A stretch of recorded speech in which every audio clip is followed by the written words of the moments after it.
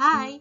Today on Araw-Araw Filipino, we will learn how to respond using non-committal answers in the Filipino language.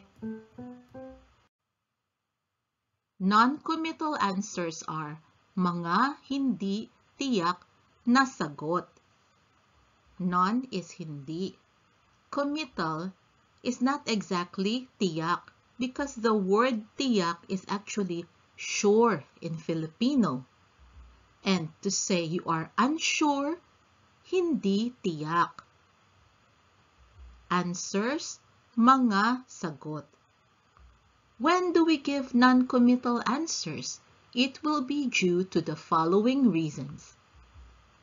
Lack of or kulang sa, lack, kulang, of, sa. You may be lacking in knowledge, kaalaman, or certainty, kasiguraduhan, or will, kalooban. So when we are lacking one of these things, we give a non-committal answer to a question.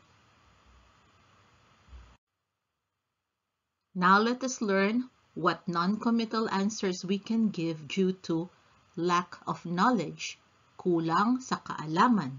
Here are some questions to answer. What do you think? Ano sa tingin mo? When Filipinos ask, what do you think? We actually say, what is your view? And ano is what? Tingin, view. Your is mo. What do you know? Ano ang alam mo? Do know, alam. And you is also mo. So, how do we respond to this if we lack knowledge? I do not know. Hindi ko alam. I ko. Not is hindi. No, alam. I know nothing. Wala akong alam. I ako. Nothing, wala. And I have no idea. Wala akong ideya. Have no, wala. Idea, ideya. Let us look at another set of examples. What will happen? Ano ang mangyayari? What, ano? Will happen, mangyayari.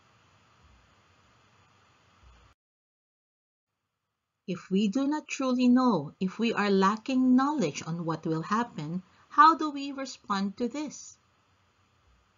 Let us see. Tingnan natin. Us is natin. See, tingnan.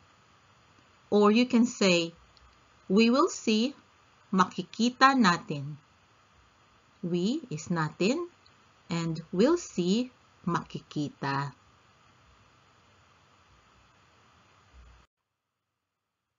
Next, let us look at lack of certainty or kulang sa kasiguraduhan.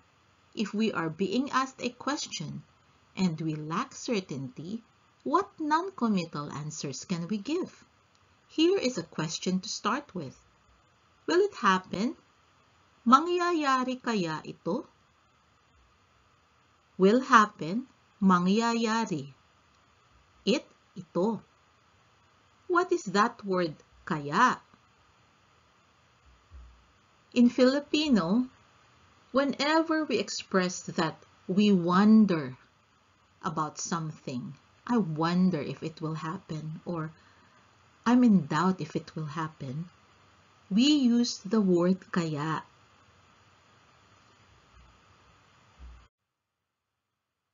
Here are the possible ways to respond to this.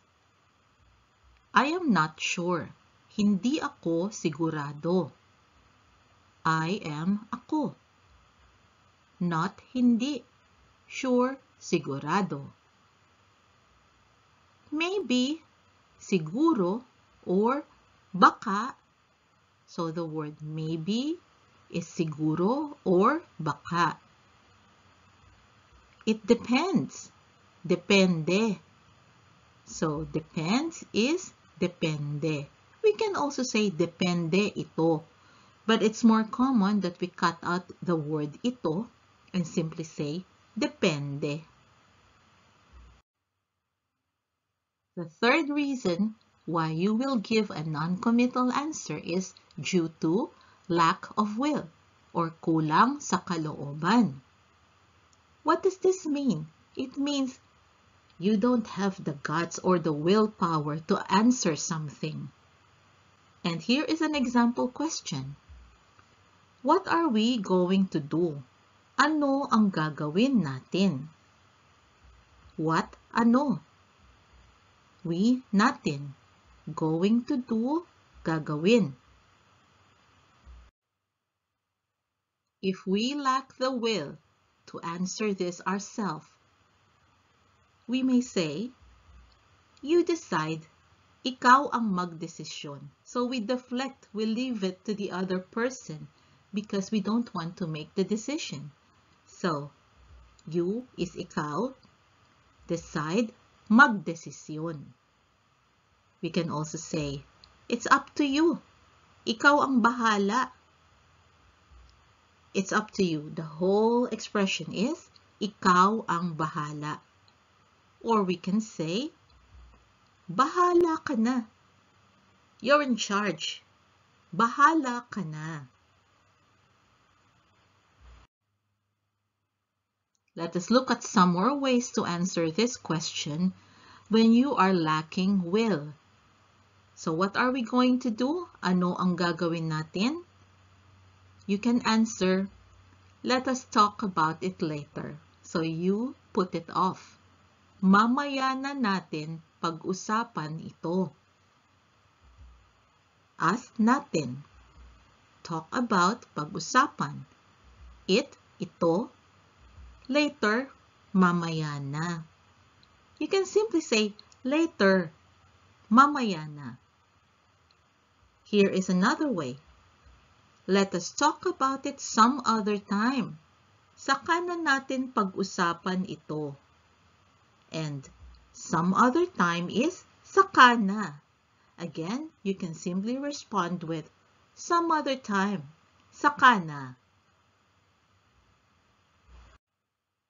That is our lesson today, and I hope you found it useful. For your homework, as usual, practice. You practice using non-committal answers to questions in the Filipino language. Have fun! I hope you can join us again next time on Araw-Araw Filipino. Thank you. Salamat po. Now, a few words from my son, Max. Thought this video was cool? Watch the next one and like and subscribe the channel too if you haven't yet. Bye-bye! Bye!